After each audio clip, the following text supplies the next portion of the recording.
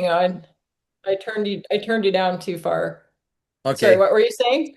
I just hit the record button. We record our meetings, and I'm gonna introduce you again real quick. This is Heather Lee, our speaker for tonight, with this wonderful presentation. All right. Awesome. Um, so I do have quite a lot of information to go through tonight, and Um, I want to be respectful of everyone's time. I'm going to try to keep this to about 45 minutes, but it might go a little over. One thing that would be great is if anybody could save questions and put them in the chat or the Q&A field.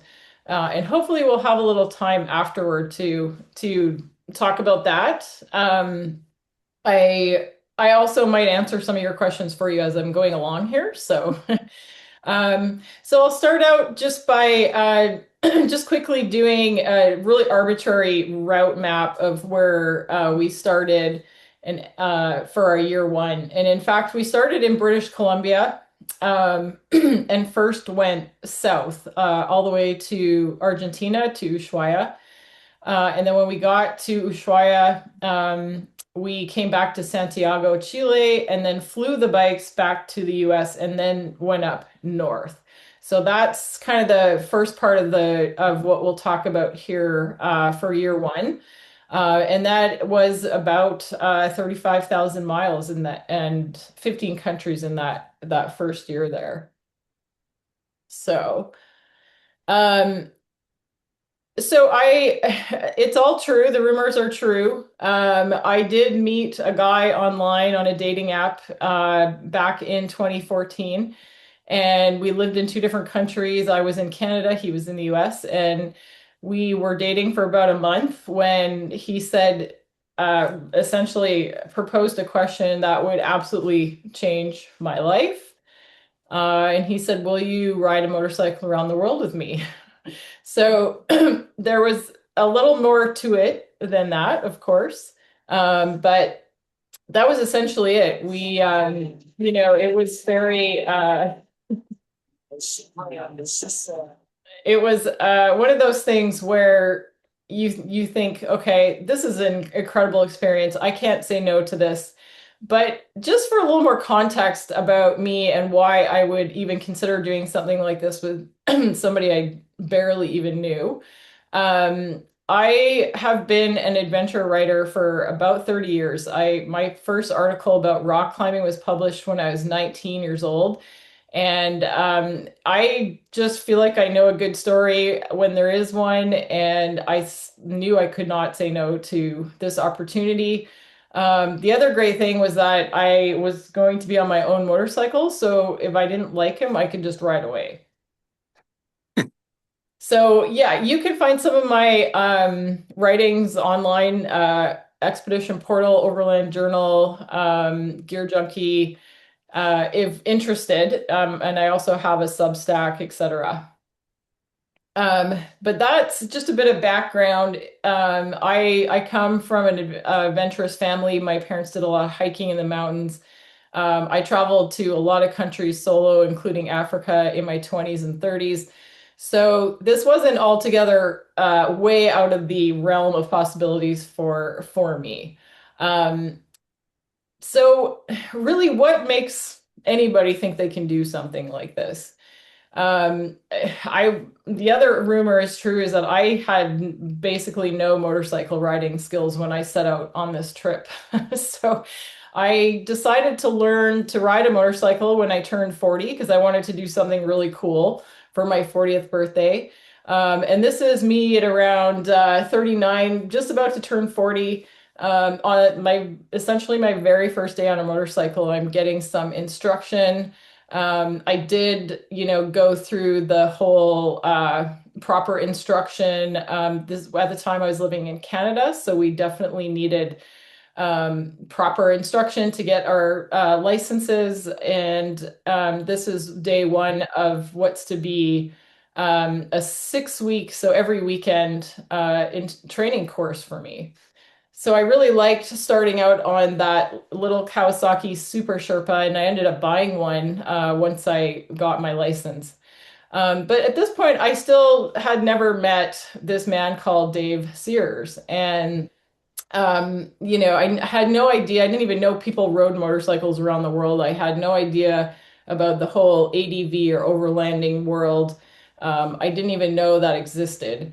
So, fast forward to the day that we are leaving. Now, I just want to clarify one thing. We did decide to ride around the world within a month, but of course, after that became, there was a lot of preparation. So we didn't, we didn't sell everything and save all our money, et cetera, within a month. But after that initial question and where I committed and said, yes, I will do this, it was full on from there. So basically, everything to do with our life from that point forward was committed to this trip. So, and I'll go into a little bit more how we funded it, et cetera, in a little bit here. But this is, I like to start here because this is where all the action starts. And just like any good book, you start right where the action is. And this is the first day. We had just had an interview on CBC radio. The night before, we had had a going away party with all our friends. And the next morning, I'm sitting there, trying to figure out how to pack everything I need for 2 years of travel on this motorcycle. And I'm kind of freaking out a bit because I have in my mind, I've done a lot of backpacking and camping, and I know how to pack small, but I cannot fit everything on my motorcycle. So there's a lot of back and forth. There's a lot of thinking, what do I need? Do I absolutely need this? Can I ditch this, etc. And Dave is trying to talk me kind of off the ledge and trying to encourage me that we're going ahead, we're doing this. It's too late to back out, kind of thing. And then in the lower fourth quadrant there, you can see me kind of in the distance, and I'm leaving my parents' driveway, and I cannot turn the bike. I go straight into the neighbor's garden across the street, and I I kind of do this awkward turn and I keep going, and my parents were probably like, "Oh my God, she's going away for 2 years." Um, I couldn't turn the bike. I didn't have much experience on such a heavy, fully loaded bike. So you can see here, this is a G650 GS. So I'd had the bike for a little bit, but I didn't have, close to 80 pounds of gear on there. Up until this point, I had done some overnights with much less gear. So there was a huge steep learning curve. And unfortunately, what ended up happening 2 weeks after we left, so we had our going away party and everything was good, and we were on our way to our big adventure, and we were riding down the Idaho backcountry discovery route, and I hit that rock on the right with my hard case pannier. And you can see the pannier in the center of the screen there. It completely lobbed off. It was broken. You can see a big black scratch on the rock where the bike kind of hit it and went up and over and bounced down. And as a result, it shot me off into the ditch on the left. And I crashed. Now, the first thing I did was take a photo because I thought this is a good story. And when I was zipping my camera back into my tank bag, I noticed a real sharp pain in the bottom of my thumb. So I thought, I just stretched something. I probably had a little bit of tendon damage or whatever. And we kind of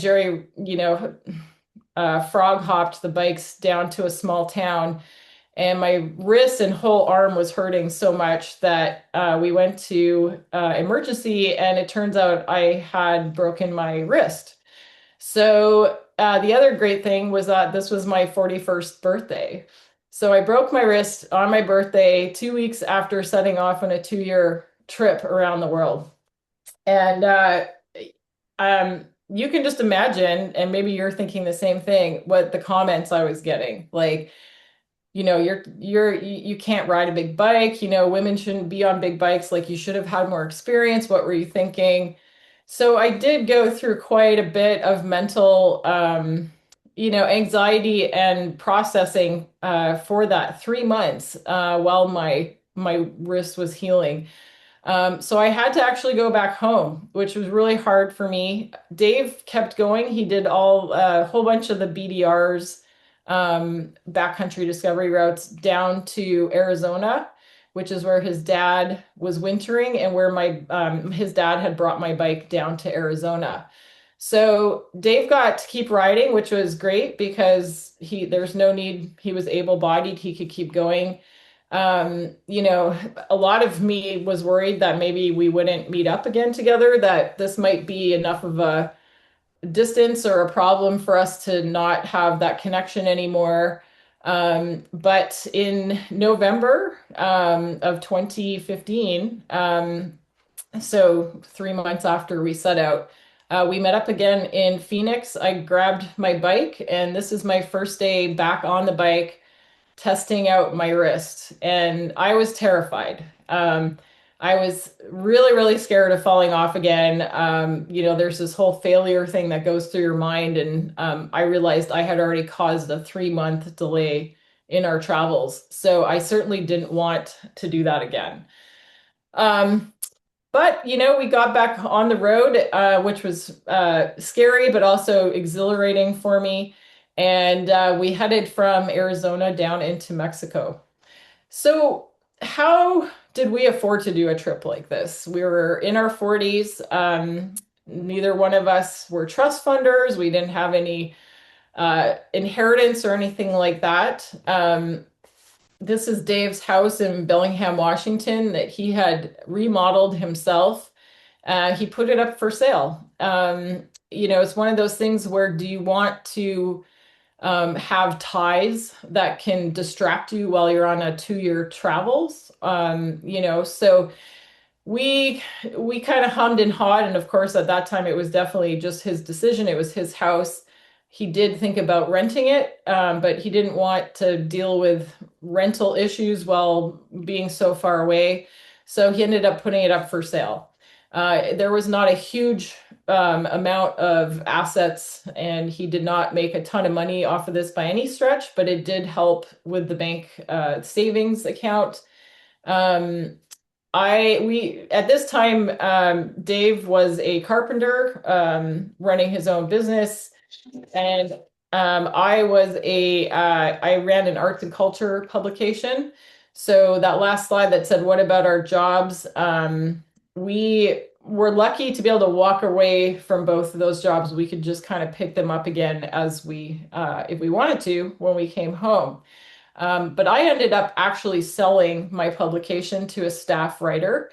So my business of 10 years was sold. And again, that helped with the bank account a little bit. I was also ready to move on. And my plan was to do a lot of writing and sending in photos and stories to magazines to help supplement the income along the way, too. And just for a little more clarification, we talked to some overlanders who gave us the advice to budget for $50 per person per day or $100 per couple. So if you do the math, that's $70,000 for 2 years. That's well over $70,000. Sounds like a huge amount of money, and it is. But when you cut that in half, so per year, you're down to 35,000. And then when you cut that in half again, because it's per person, what do you spend 17, $18,000 on a year that you could save? So maybe a new motorcycle, maybe some really expensive coffees. We, of course, aren't making money during that time either, but when you break it down, it starts to kind of feel a little bit more manageable. But we had, and through selling a lot of our things, our businesses, our homes, etc., we were able to have that money in a bank account and did not have to put any of this on credit. So you don't have to be extremely rich, but you have to be a little strategic for sure. So with that information, I think we'll just jump forward into some of the traveling. So as I said, we went into Mexico from Arizona and California, crossing at the Tecate border. And this was our first day in a foreign country, essentially our first time. We actually finally, after 3 months, got out of our comfort zones and entered into a country where we didn't speak the language and didn't really know where to camp or anything. Um, I give sand a 1 star rating. I absolutely hated sand right from the start, and I still do. This is another off. That was I started to realize that coming off your motorcycle when you're riding off road is common. I was working so hard not to drop the bike, but a lot of the stuff that we were riding, and this is how we were learning. We had several slow speed offs. Um, some of the great things about traveling, some incredible foods, all for such a small amount of money. Absolutely delicious. Coconuts fresh on the side of the road is better than any soft drink that I've had. Lots of fresh, healthy foods. That's definitely part of traveling, if you ask me.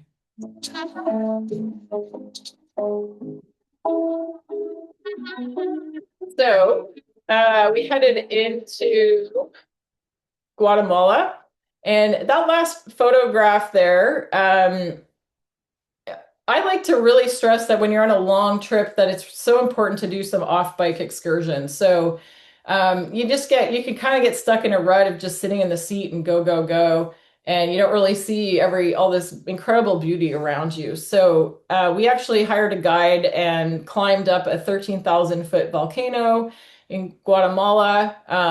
In Ecuador, we went to the um, Galapagos Islands, and we also climbed Mount Kilimanjaro in Africa. So all of these took a lot of time and extra cost, but to me, if you're going to ride around the world, it shouldn't just be you're stuck on the road and flying by everything. Um, and just meeting the most incredible people, venturing out, even just something small, like venturing out in the evenings to go find something to eat or maybe some fruit for the next morning. I loved these markets. They were so much fun, with just filled with vibrancy and really, really sweet people. So this is actually in Panama City. Some of you might be wondering how we got across the Darien Gap. And maybe some of you have heard of the Stall Rat, which is a sailboat that does take motorcyclists across. We were here it must have been, let's see, March, probably February. And the stall rat was no longer operating across the waters because the waters were too volatile. So we didn't have that option. The only option we had was to fly the bikes over the Darien Gap. And this would be the first time that we actually let go of our bikes, didn't have them with us all the time, and we put them on wooden crates. They got lifted into a cargo plane, which was the craziest thing I've ever seen, and shoved in the cargo, and off the plane went. So it was a different plane than passenger plane. Um, so we made sure the bikes got on that plane first. It was just an hour-long flight across the Darien Gap, and we landed. We took a different flight and landed in Bogota, Colombia. So now we're in South America, and just a reminder that we did lose 3 months of our travels. So we're kind of in a bit of a hurry now to get down to Ushuaia before the Southern Hemisphere's winter kicks in. So, but that doesn't mean that we didn't stop and have some incredible experiences along the way. We went to the salt flats in Bolivia. We spent a lot of time walking around on streets and looking at all the beautiful, vibrant color. We did a lot of camping, which was a wonderful way to save money.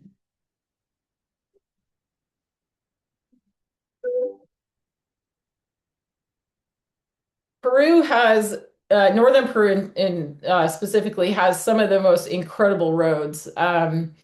They are sometimes paved and they are sometimes dirt. You can see across the valley there. That's another road that we're about to head up.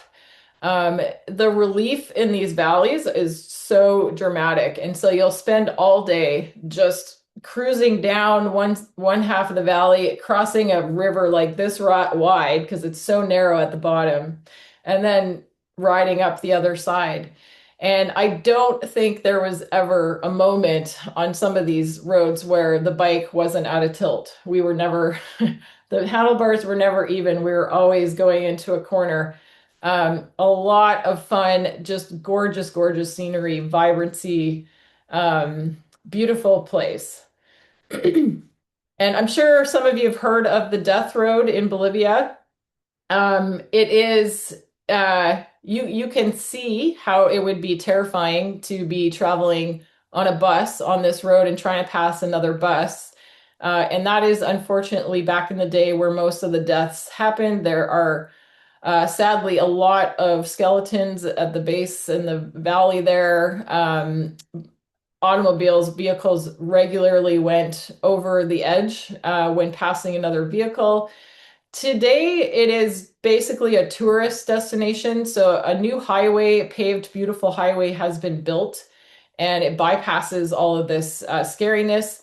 But the Death Road itself still remains, and it is you start at the top and you can ride up or down on a bicycle or a motorcycle. There's hardly any local traffic. It is absolutely beautiful.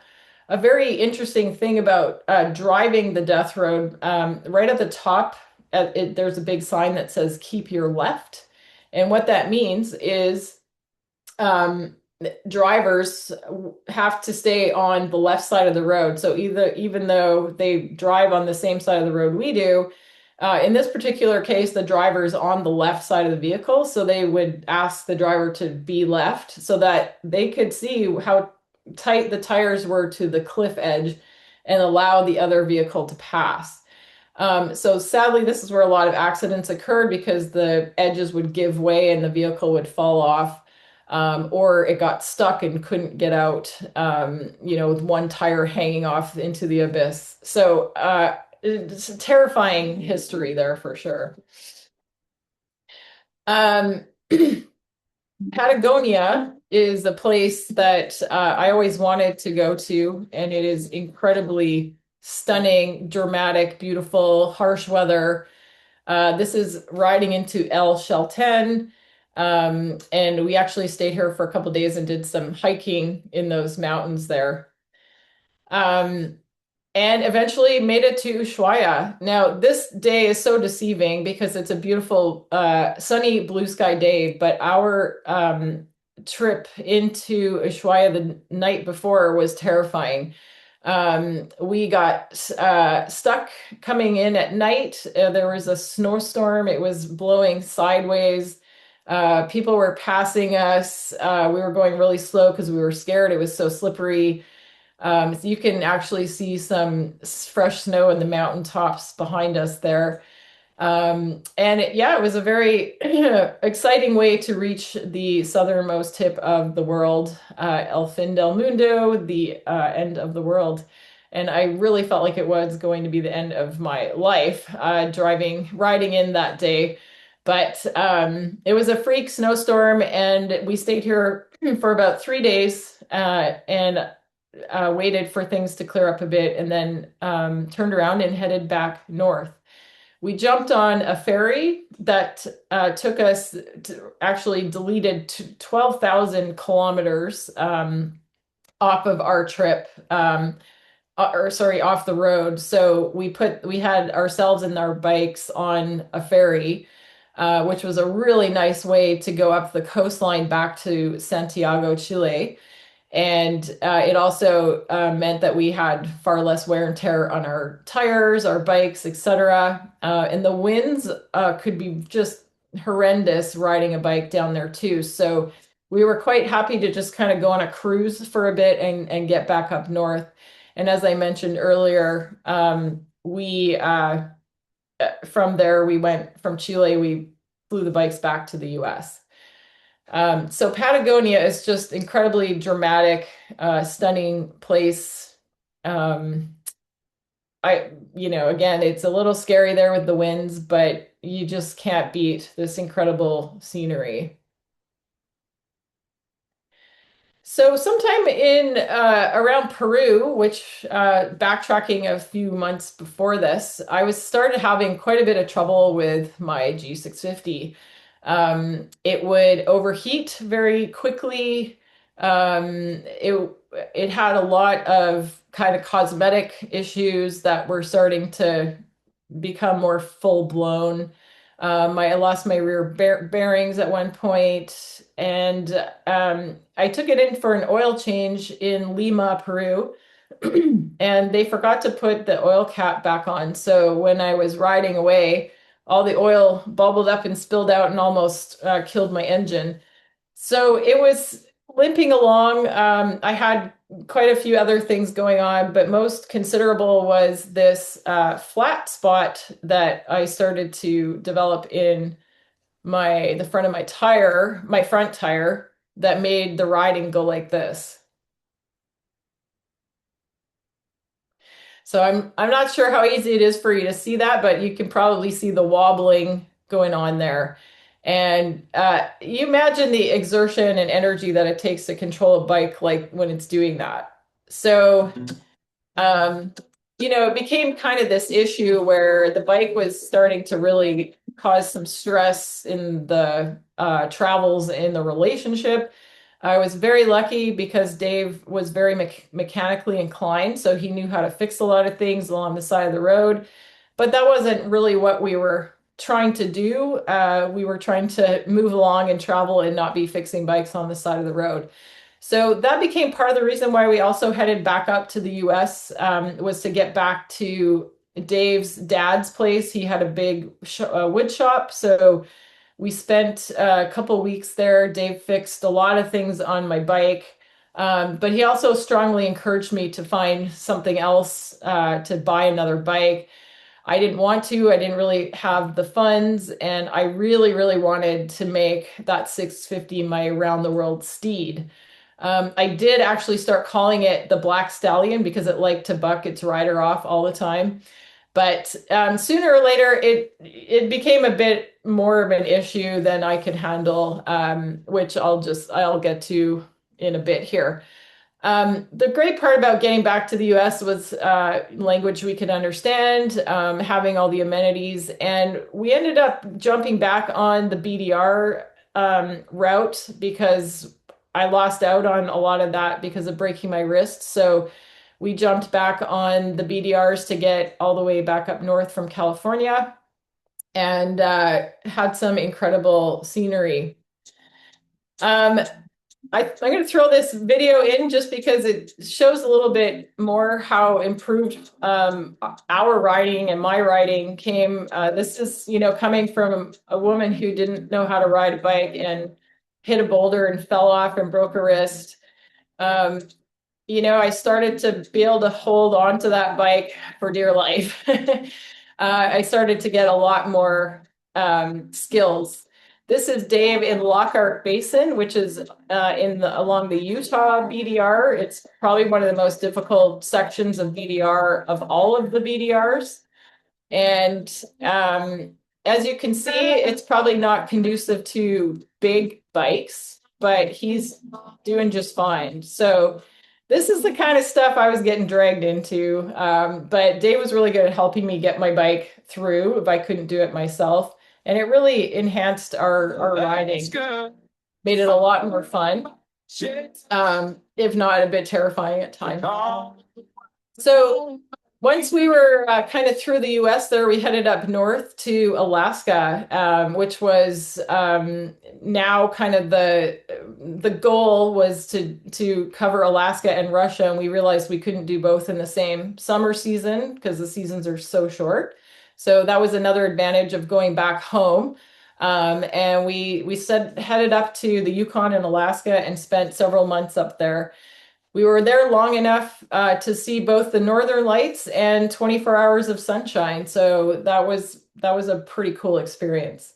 Um, this is when my bike started to just kind of go downhill. This is coming back from Dead Horse, Alaska. It was overheating like crazy. There's this nasty goop they put on the roads up there so that the big haul trucks don't cause ruts in the road. It's called a calcium chloride solution. And they cover the roads up there with that so that the roads stay hard. But when they're wet, they're slippery as hell.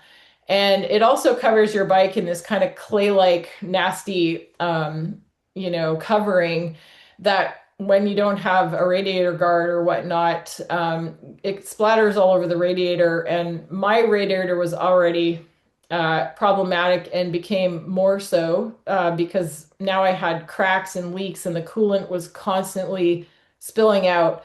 So I've kept the fairing off in this photo because every 40 miles or so I had to stop and top up the rad with water. There's very limited resources out there, no auto shops around every corner, and we couldn't get any coolant, so water did the trick. Yeah, this is also my side stand has fallen off at this point, which kept triggering the engine to shut off. So we have it now in this photo. You can see the side stand is permanently up, secured with baling wire so that the bike will run.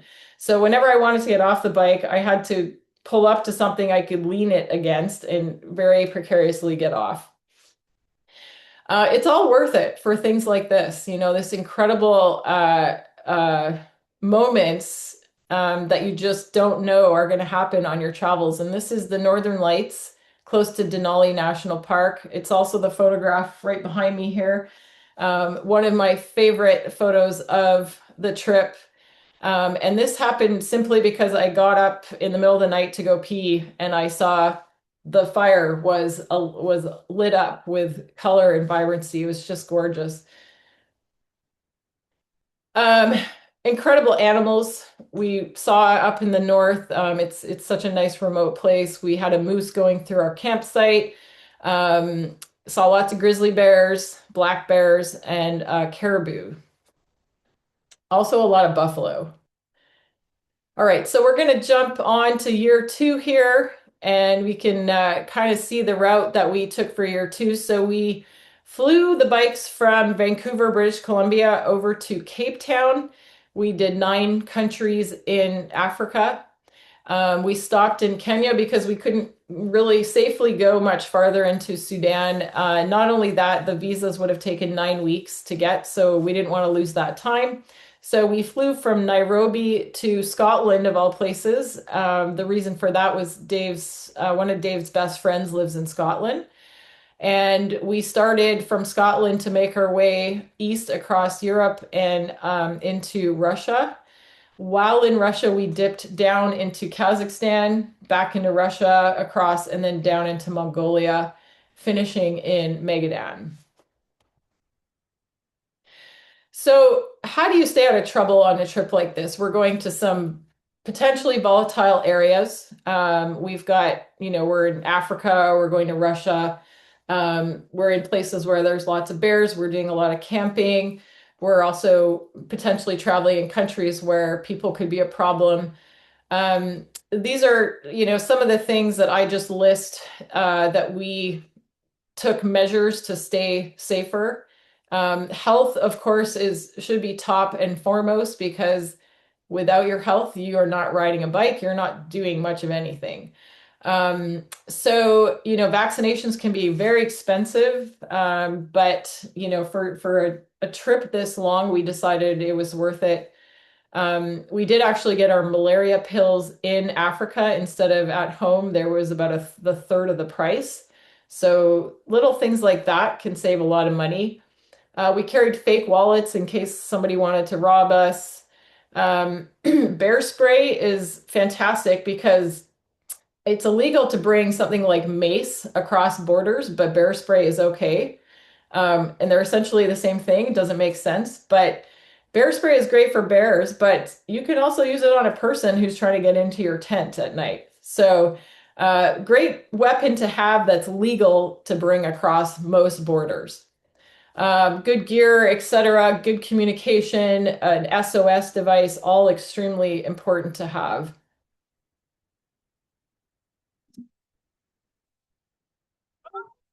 So, gonna head into Africa here.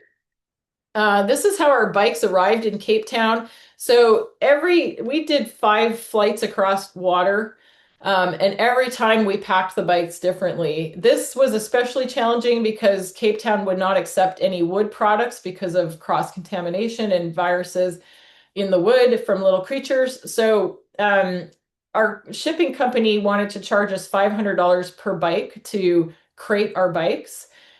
We ended up just going to a local motorcycle store in British Columbia and asked if they had any crates that had brought their bikes in, and they happened to have metal crates. So we were very fortunate. It just cost us a box of donuts, and they gave us 2 metal crates that we could use to fly them across the ocean, and everything was legit when they landed in Cape Town.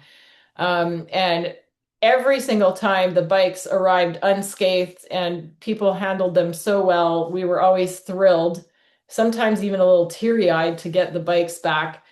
It's your home and everything, your transportation, everything you own in the world at that moment is on your bike. So you really want to see them arrive safely. Um, Africa, I've been to Africa before, and it just really sticks to me. It's incredibly frustrating and hard to travel through Africa, but it is so incredibly beautiful and lovely. The people are amazing. um, you're always going to run into a problem. There's never a bus leaving on time. There's never a store open when you need it. The trying to get money out of bank teller machines, it doesn't matter how much money you have asked your home bank to be able to withdraw in a foreign country.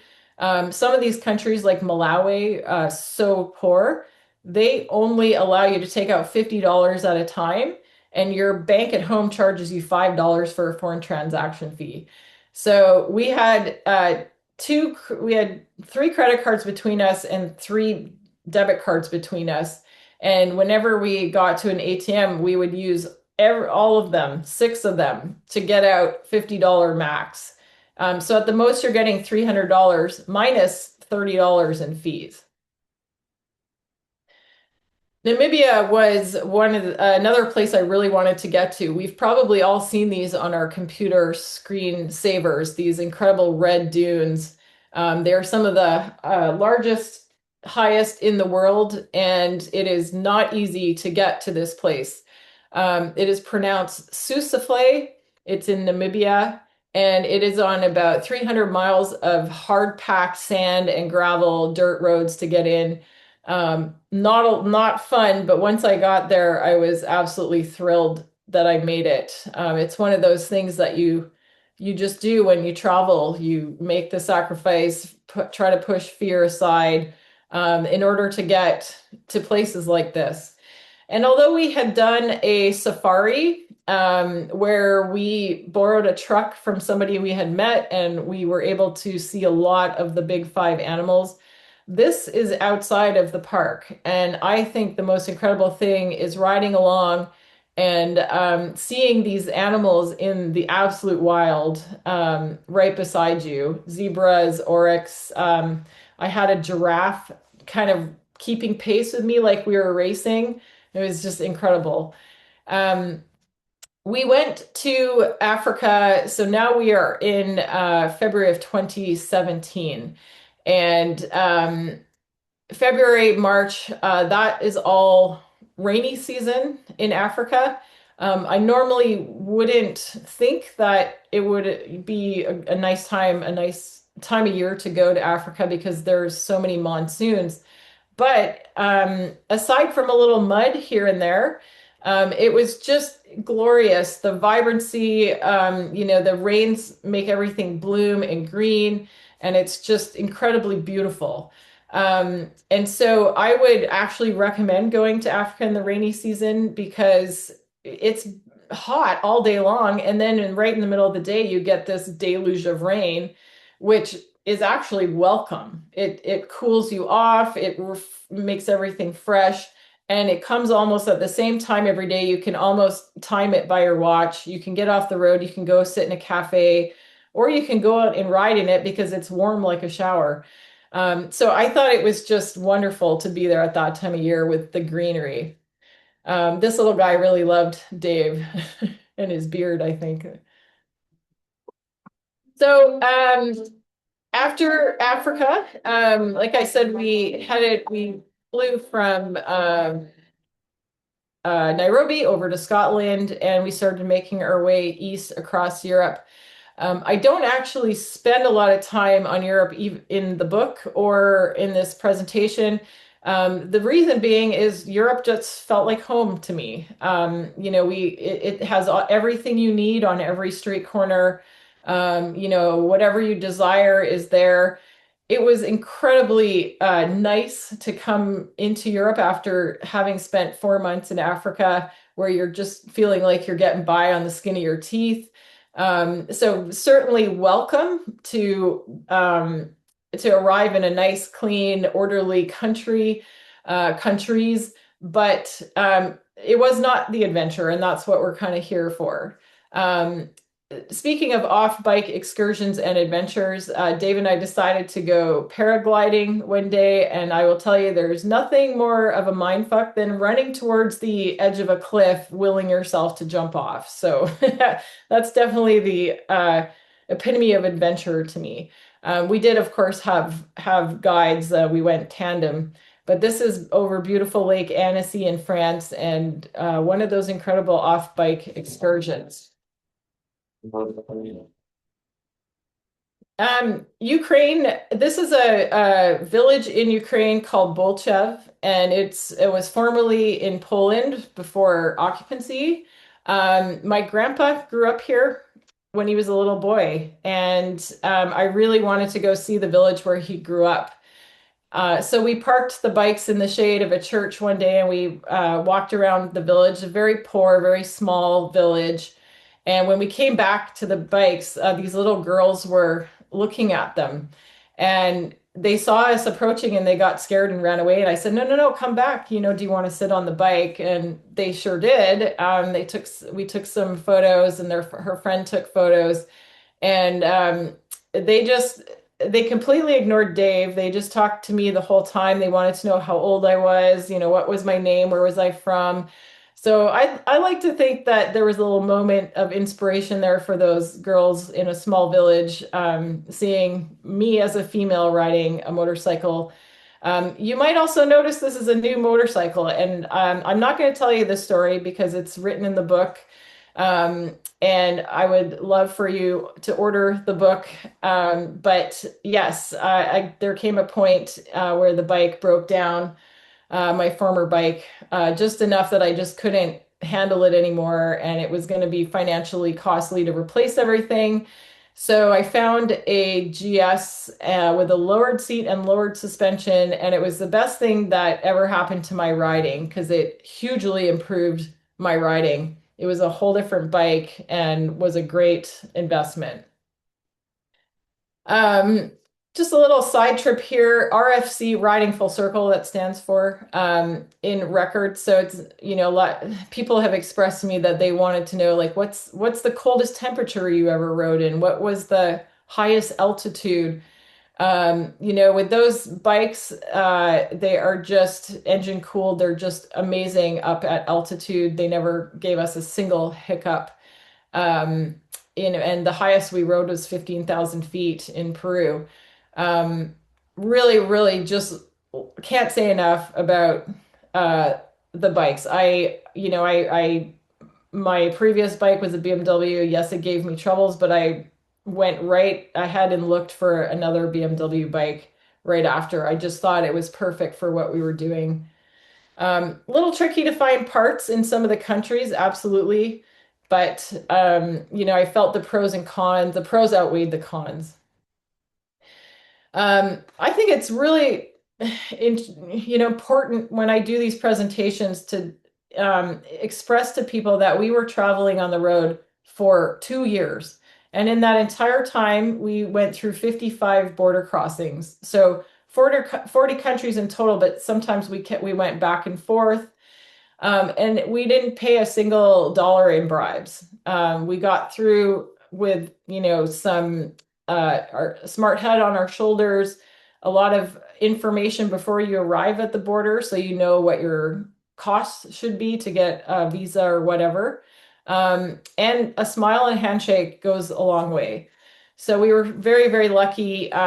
We did get overcharged at one border crossing, but I don't really charge, I don't count that as a bribe because we didn't offer the money. It just got demanded from us. Um, and we only had one item that was stolen, which was a GoPro off my bike. And that was my fault. I left the camera completely in the open on the handlebar of my bike. And I think it's so important that as travelers, we think of what we might be doing to perpetuate the situation. So I think those are pretty good numbers there that prove a lot about humanity and how kind people are in the world. This is on the Bolivia Salt Flats, just some top speeds. Pretty fun place to race a bike because there's no altitude whatsoever. You don't have to worry about a dog coming out of nowhere or a car. You can just let it fly. It's a lot of fun.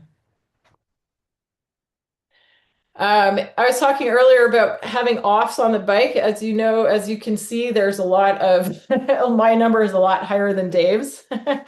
Always at slow speeds, except for one time in Russia. That was kind of a big, scary one, but always at slow speeds. And also, I think it's important to, just this just really shows that I was learning and and the only way to learn is to fail.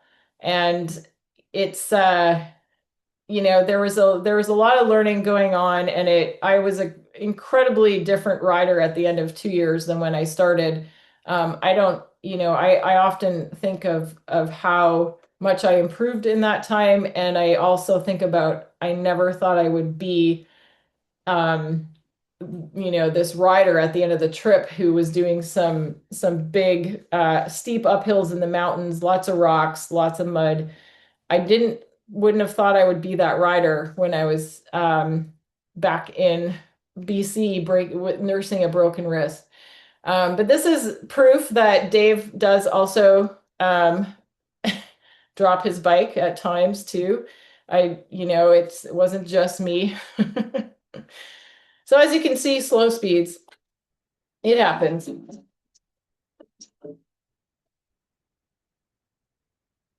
All right, so we're heading into Russia here. Are we still doing okay with time? Just give me a nod there.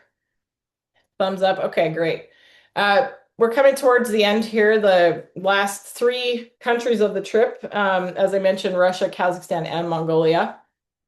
A lot of people want to know what it's like in Russia. Do they have a sense of humor, for example? And I hope that this shirt proves that they do. That's Putin riding a grizzly bear. Russia was one of my favorite countries. We got welcomed at the border. It was not scary. It was a very tough process to get admitted into the country. We had to wait for our visas for about 4 months. We had to procure an invitation letter from somebody living in Russia that was going to vouch for us crossing the border. And we didn't know anybody in Russia, so we asked the BMW dealership if they would do that for us, and they did. Um, so we had a lot of preliminary steps and logistics to get into Russia. And the day that we entered Russia, we had a very nice experience with the border guards. We went straight to Moscow, where we had a friend who helped us for several days in Moscow.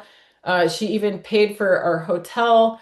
She wouldn't ask us for anything. She drove us all over the place. She was like 20 years younger than us, so she was really sweet, but very in charge. And she was about 4 feet tall with dreadlocks down to her back. So she was this, to me, was just this whole different feeling of what I thought women in Russia would be. So I think this is the thing about traveling is the education it gives you. I'm not sure if in this photo you can tell which boots are mine. When we were coming back from Kazakhstan into Russia, we met up with three riders from Latvia, and these guys were all built like grizzly bears. And as soon as Dave saw them, he wanted to be friends with them. And as soon as I saw them, I was terrified and wanted to run away because they were sponsored. They had huge KTM's, 990s. They were all big guys, and Dave wanted to ride with them. And I thought, well, they're just gonna, they're not gonna want to ride with a girl. Um, we ended up riding on and off with them for a month. We went all the way to Magadan with them. They were the nicest guys, very sweet to me, not pandering or not treating me like a princess by any stretch, but also very conscientious of what I was going through with some of the harder riding. And I ended up riding some of the hardest roads with these guys. And I think there's a time and a place for riding with people that push you just that little bit, that give you that confidence, but also push you to become your best that you can be. And if not for meeting these guys, I'm not sure that I ever would have really understood how good of a rider I could become off road, and how some of the scariest roads that I would never have looked at to ride before, that I could suddenly start riding. So these aren't really the roads. This is a dirt road that leads up a pass that's was plenty sporty, but of course, whenever you're on the hardest, coolest, scariest stuff, you're never filming or taking photographs, are you? In our entire travels, we only had two flat tires on Dave's bike and three on mine, sorry. Um, One of the reasons for that, I think, is because we very often swapped out our tires, whether they needed it or not. So we paid a lot of attention to tread. We mostly rode on 50/50s. But for example, when we knew we were going to Europe and we were going to have several thousand kilometers across Europe, we just put on street tires. And when we took them off in Russia, we donated them to somebody. There were still tons of tread left, but we knew that there was going to be a lot of gravel and broken up pavement along the Trans-Siberian Highway. So we put the 50/50s back on.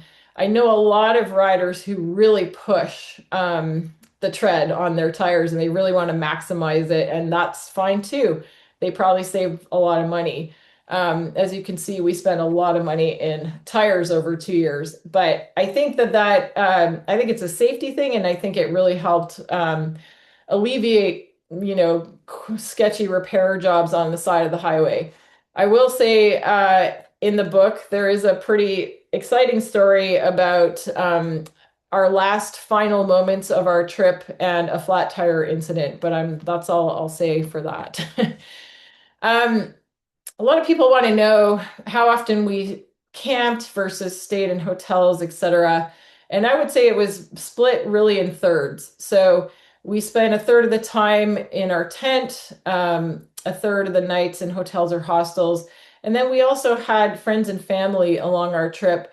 But the best part was strangers that would just invite us randomly to stay with them. And in every case, we said yes, because that's part of traveling, is getting to know the cultures of people. We had friends and family saying, but what if they were murderers or tried to rob you? And we said, well, what if we were? They're also taking us into their home, and they're taking a risk as well. So you just trust, you develop a sixth sense of security and feeling for people when you're traveling that I think we don't often feel at home. And we never had any trouble. And we also had some incredible experiences with people in their homes, eating their incredible foods and saving a lot of money, while also being able to make some friends. So that was really great. So yeah, so we popped out into Kazakhstan. I'm sure most of you have heard of Sam Manicom. He writes some great books, and before my book was finished, he actually approached me and asked if I would write a chapter And so in this book, his most recent book, I have a chapter about being invited to an impromptu invitation to a Kazakhstan wedding. And I won't go into the details. You should pick up Sam's book or read my book would be great too. But this was such a fun moment when we had just crossed a border. We were tired. It was about 8 at night. We were looking for a hotel.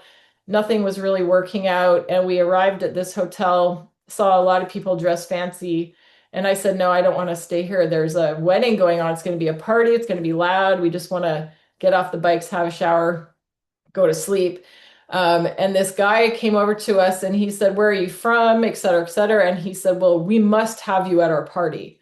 So we got invited to the wedding and we ate horse meat for the first time and we stayed up until 2 in the morning dancing. And this is to me the epitome of traveling in these parts of the world. You just say yes.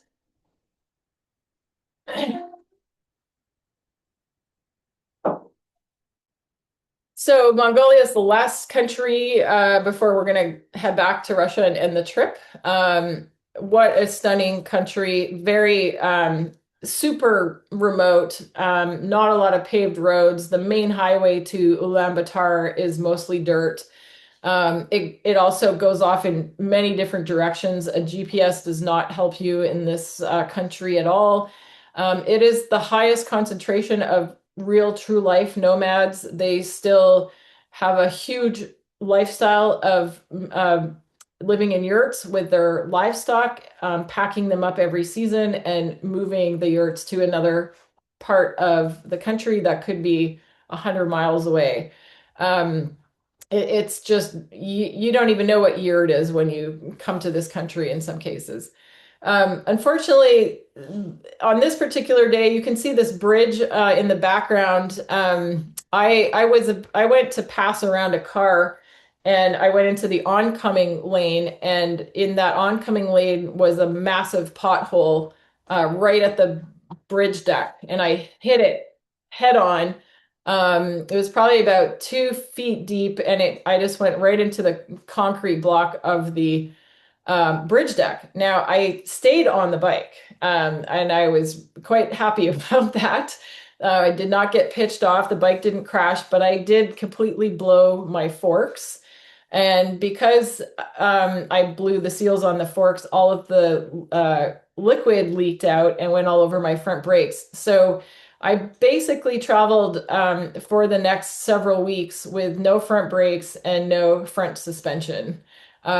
In these parts of the world, you just cannot find things to get fixed to fix up your bike.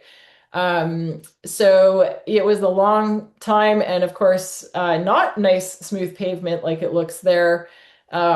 Most of those miles over those next few weeks were on absolutely terrible potted gravel dirt roads. You can see the impact caused a flat spot on my rim again, so I was really pissed because my new bike that had perfect wheels was now dented again. But it was one of those situations where you had to make a fast decision whether to hit something full on or, brake and swerve, which wasn't an option. So here you can see the sealant, the fork seals, I mean, are actually ripped and they inverted and they stayed up on the top of the stanchion. So they got quite the impact there. So we're back in Russia, and you can see that sign there. It says Magadan is 1,800 kilometers away. Still no front brakes, no front forks, but excited to be getting towards the end of our travels. So I'm going to kind of start wrapping things up here a bit. I I really think that it's important to stress that world travel does amazing things for you. It makes you wiser, more tolerant, more resilient, and better looking. So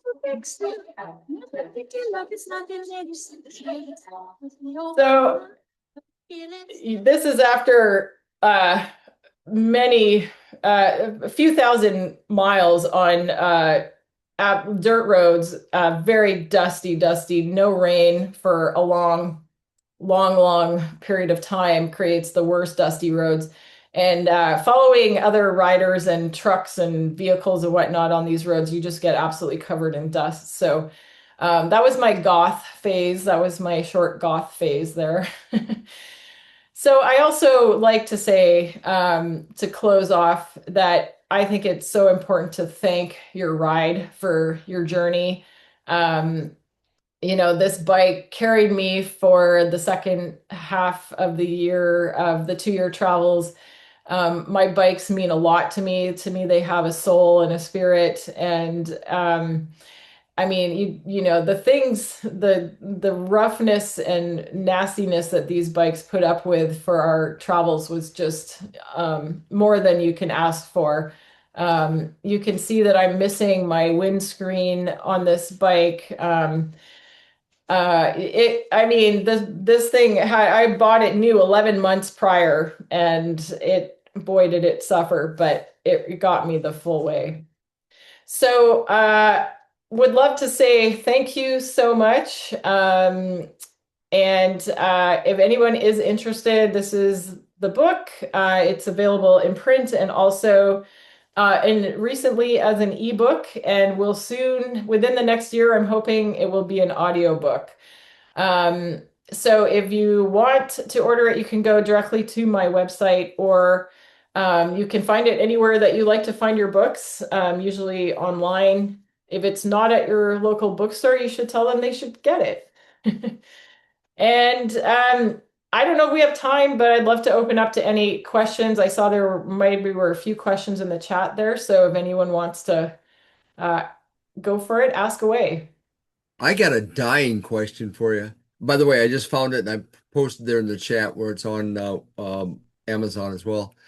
Um, the dying question I have is, are you still friends with, or maybe even still dating David?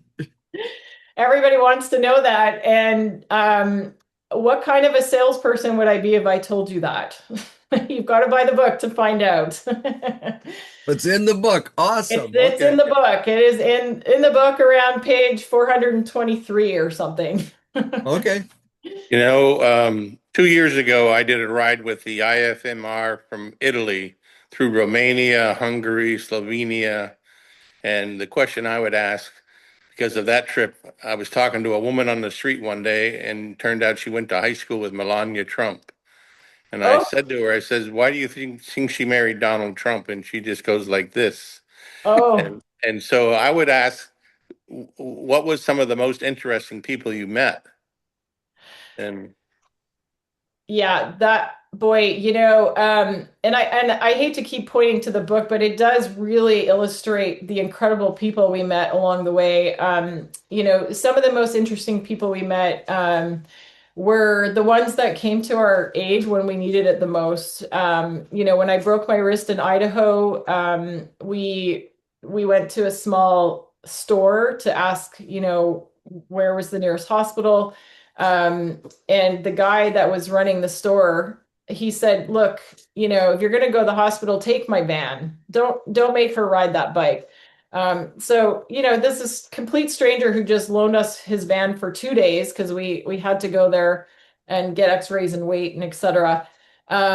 And then also we met, there were some people that were following us on my travel blog, and once they found out that I had a broken wrist, they invited us to stay with them for almost 2 weeks at their ranch. They paid for everything. They would not allow us to pay a single penny because they said they didn't want it to take away from our travels. Um, it really the biggest thing I take away from this 2 years around the world was not the scenery, which was incredible, or the amount of personal growth, which was very huge for me. It is the people that we encountered, and I really can't name just one, but literally people from every country. We have a great story about something a person did for us, or somebody we met who were just really stood out. Especially these people that just saw us at a gas station and inquired about what we were doing and said, "Well, come and stay with me and my wife. We'll make you a nice meal and you can have a shower and do your laundry." And yeah, just people came out of the woodwork. And in this day and age, where we just have so much polarization in the world and terribleness, it just still warms my heart to know that it's really the people, it's the politics that suck. It's not the people. Heather, this is Dave Lovely. We have similar stories. Actually, I was about a year ahead of you. I left to see, and I'm from Olympia. So Oh, left great. Olympia and headed down to Ushuaia in 2014. And I did break some bones along the way too. Um, but my question, I met other female writers that were alone, that were doing it solo. And I was always very impressed by them and really happy that they didn't listen to their parents saying, "Oh, the world's dangerous. You can't even walk to the grocery store at night at home. It's too dangerous." And then going out and doing that. So my question is, did you meet any other female? Well, you weren't solo, but did you meet any other female writers along your way? Yes, but not many at all. And again, back then there was very few people doing this. There's so many more people doing this now. But I really before we left, I kind of researched like what females were doing this type of thing. You may have heard of Lois Price. She was riding solo around the world. She's from the UK. She's written 3 books, and she was my idol. And there were quite a few times where we would meet other couples, and the female was on her own bike, which I thought was really cool too. We didn't meet a single woman who was traveling by herself. She was Uh, always she might have been on her own bike, but okay. there was no itchy boots out there. There was I met no two. I met yeah. two. One Australian. I met her in Chile, and I met another one in Myanmar, but she was from Germany. And she wrote a book too. She was an author and has some published, but she's German. Lives in Yeah, Switzerland well, right now. But I mean, to me, it's just amazing. There are women out there that are doing this solo, and I can't really imagine, especially with all the bike troubles I had. But I will back up, and there was one woman who I met. Her name is Nina, and she is now 80. She was traveling from Colombia to Argentina by herself for her 70th birthday. She did have family that kind of met her in some of the bigger city centers and sometimes followed her, but not always in a car. And she just blew my mind because she was like, an older lady, very hardy and robust. And she's in the book. And I just recently got reacquainted with her, which I'm thrilled about. And it was because of the book. Somebody read it and said, "Hey, I know that woman. Do you have her contact info?" So um, there was Nina, but I don't remember any other solo females. And I to this day have a lot of respect for solo female riders because it is not easy out there to ride a motorcycle for months, years at a time. Yeah. yeah. Hi, That's Heather. like, Yeah. My name's Brian. Hello. I have one quick question for you and then one a little bit longer. I was just down in Ushuaia myself with my son last February. What month were you in Ushuaia? April. Okay, thank you. Second question is my sister Sandra Russ is also on this. She's in Georgia. She and I are going to France to ride through Europe in September, and she would like to know about your advice on clothing. She's going to be with me and another friend. She'll be riding as my bitch rider for about a week or so, going through France, Germany, Liechtenstein, Switzerland, Italy, and back to France. But she'd like to know about clothing. What advice can you give her on what kind of clothing she can bring because she's going to have those clothes for 3 weeks, not Yeah. 2 years, but 3 weeks. Well, Yeah, that's a great question. And I kind of stuck with one riding outfit that I could layer up and layer down. So my riding suit, you could add an insulated layer for warmth, and you could add rain layer to keep the rain off of you, and then you could zip them out for much hotter days. And that was both the jacket and the pants. I'm a huge advocate for ATGAT, so all the gear all the time. And I will say one of the most important things that I think really saved me on a big crash in Russia was that my jacket zipped into my pants so it can't ride up if you're sliding along the road like I was. Um, but it is hard, it is difficult because you're kind of almost not ever comfortable because you're either too hot or too cold, and you don't want to bring a lot of stuff. But I would say the most important thing is when you're on the bike, is you have to kind of forego that comfort in order to have safety. I think that's really important. As far as off the bike, one of my favorite things to bring is a sundress because it's so easy to just slip on. You can do it in public. You know you can slip it over and then you can remove undergarments or whatever. You can slip pants on and off easily when you have a sundress. I would recommend it for guys, like a sarong, a towel, or something too. And and just good boots on the bike, but maybe a nice, like a good pair of shoes that you like walking around in because when you're traveling, you want to see things. So it's really important to have a good pair of walking shoes. I know a lot of people that forego good shoes and they'll walk around in their motorcycle boots and then they don't want to go very far. So those are some my kind of my top three picks. I would also have good base layer. That's something that is nice, good to wear under your riding outfit, but is also something that you can sleep in if your hotel room's cold or whatever. So yeah, that'd be my top picks there, Brian. Thank you, Heather. Good job. Yeah, The you one, bet. the one thing I would suggest if you guys are going to Europe, because a month after I was in Romania and Hungary, I was coming out of the Isles of Man on my way to Scotland, and somebody stole my motorcycle and all my gear. Oh, And the police don't even in England don't even come and talk to you. They just give you a number over the phone. So if you're going to be on the road a long time, and what I would suggest is getting one of those, those hidden GPS things that you can hide on your bike, so you know where it gets if it gets stolen, you can track it. Air tags. Air tags. yeah, Yeah. good point. Good point. And a Did wheel you have lock. those, Heather?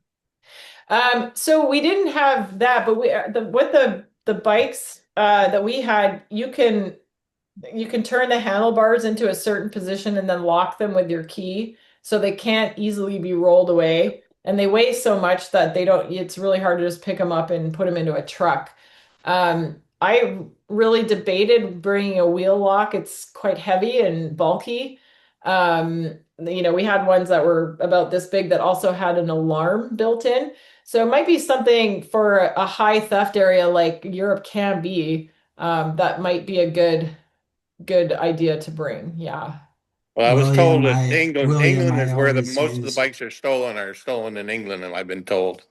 Ah, Yeah, yeah. I always used a spot tracker on my bike. That was back, in the Yeah. 2014 to 17. Now I just use because that's a GPS satellite. That not GPS, that's satellite. So it's good if you're going to really remote places. But I also now use an air tag type thing. They're very small and just put it in the locked part under your seat, where Yes. it's not visible, and then you can track it all the time. And the battery lasts for 6 months or a year even. That's a Well, great point. my last comment, if any of you guys want to come to Maine and go for a ride, let me know. And I just had a group here that from our club. I took them out for a ride. That people that lived here in Maine all their lives and never been to a place called Cow Shit Corner. And but I take everybody to that place because it's so unique. And down along the coast where you get to see all the lobster pounds and stuff like that. And so, Bill, but you get over. You get over here and I'll take you to Hell, Michigan. If you got Yeah, a, and if you got actually a whole day, I can take you from Hell to Paradise and back in about 2 days. yeah. That's Well, I'll awesome. tell you, joining the IFMR was the best thing that I've ever done. And I've been fortunate. I've ridden in Australia, South Africa, Europe, and everyone I've met in the group, and some I've ridden both.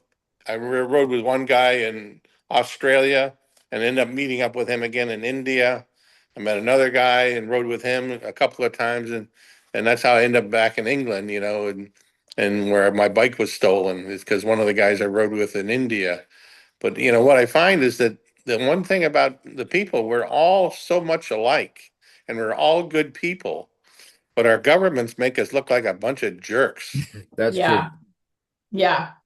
Yeah, I feel really fortunate right now because I recently became a citizen of America. So I'm a dual citizen to Canada and the US, and I feel lucky that I can pull out either passport when it is convenient. But one of the I'm, things that I I'm, would I would always tell people is, on my first trip to Alaska, I did 16,000 miles, and Wow. but out in the middle of nowhere, I met the owners of MotorQuest Tours, and they said, "Would you like to be one of our transporter people?" And I said, "No, I'm never coming back to Alaska." And a year later, I was driving my daughter up there. I've been up there over 40 times. I've done it 3 times on a motorcycle, 10 or 12 times in an RV. And I'll tell you, the people you meet, you see them year after year after year. You see them, and they're glad to see you, and they treat you terrifically. And but Yeah, absolutely. well, Yeah. I'm afraid I'm going to have to call it off now, guys. Here, I'm Yeah. hoping our recording is still going to the cloud. right. Uh, Heather, it's a real pleasure. Thank you so much. I've got your book up online on Amazon. I tried to go to your website for it, and I got to tell you, your Q code for the US orders does not work right now. So the international one does, but not the other one. So, Oh boy. yep. Okay. Heather, So I did just I send you posted it. your website in there, and I posted in the other Amazon connection for anybody who's interested in it. We want to thank you so much for bouncing in here tonight and having this presentation for us. We Thank were you just, so much, you guys. Dave, I see your message there Great. from your website in the Olympia Great. there. I'm Yeah, going to go great. right ahead and fix that. So thank you for letting me know about that, Jerry. And thanks for giving me a platform. I really appreciate it. I hope you guys were entertained and Oh, absolutely. have a great next adventure, whatever it is for you. And I'm going to buy the book because I have to find out about David. That's the point. That's my hope. But it is a question I get asked all the time, yes. So So what is I your just want next to pass on real what is quick. your I was next just challenge? able to buy one from Amazon. So we were able to buy it just a minute ago on Amazon. oh, fantastic. Great. Thank you so much, Ward. All right. Well, thanks again, everyone, and I'm happy to come back if you want, and we'll see you all out there, hopefully. Yeah. Take Jerry, Normally we care. thanks. close Thanks with a for sending me four-way the test, but I invite, think we're Jerry. just going to go. You're very Yeah, welcome, Jerry, guys. thanks for the invite. Appreciate it. Yes, Jerry, thanks for the invite. Thank you. Bye, Bye See you, guys. Jerry, now. next week. Nice to see y'all. Right. Good to see you, Sandra. It's been a while. Nice to see you, Jerry. So Jerry, how many people are in the club now, in the E club? We got like 29, but most of them are actually the associate groups members. Right. So I think we're at 11 of the regular members right now. So, and often, we record these now. We're actually thinking about kicking back to Wednesday nights or a different night. We went to Tuesday nights because it looked like we were going to be able to pick up more people to be here on a regular basis, but didn't work out that way. So we're kicking around rescheduling what night we're going to meet on, and we'll see here in the next month whether we adjust on that or not. But we do record these, and I look afterwards, and like this one here will be viewed by like 30 or 40 people. Wow. It's been pretty good that way. So it works. It Hey, works. Jerry, do you have a minute before you jump off? I do, Doug. I'm new to the group. Okay. I actually found you guys some years ago. Are you Never talking been about which group are you talking about? IFMR or the Rotary Club of Motorcycle and Rotarians? It's two IFMR. different things. Okay, I'm a very good. Rotarian for like 20 years. Very cool. Avid motorcycle rider. Actually, when you guys were doing the friendship booth in Toronto was when I actually met you guys some years Oh, ago. you okay. I had my old yellow Goldwing, the one I took to Alaska. That following week Probably. is when I did my trip to Alaska on that. Yep. So that's when I met some of you guys, and so I've loosely stayed in touch, but I like to get in touch a little bit more and find out more of what you're doing because I'm now doing a lot of international riding myself, Oh, and cool. and thoroughly enjoy it. I've got a couple of bikes stationed out of Heidelberg right now, and I'm from just north of Toronto in Canada. And this September we're heading over and we're doing a, I don't know what it is, 14 country ride or something from Heidelberg, Germany, down across through the Alps and eventually down into Greece through the Balkans. So tons of fun. But sounds like you guys are doing some pretty cool rides all over the place. Now, are you guys all road stuff or do you guys do any ADV type stuff? You talking about Alaska. I mean, it's one thing to go to Alaska. It's a I whole different commented world to in go up there to after she said TikTok. she went down 46 times in her trip. I went down 3 times in India in the Himalayan mountains, okay? Yep. And that was some crazy ass riding. So that's the only real dual sport off-road stuff I've ever done. And hope to do some more of that myself, actually. And What year Brian, did you do the Himalayas? what's that? What year two did years you do the ago. Himalayas? 2 years ago, this past June was in that. There's a group called it's a ride for Rotary group that they run it as a professional type tour group thing, but Okay. their entire profits go to the Rotary Foundation, and Oh, so it's a thing for their district fundraiser type thing, and they do all over India. It's a different trip each time. They do 1 or 2 trips a year.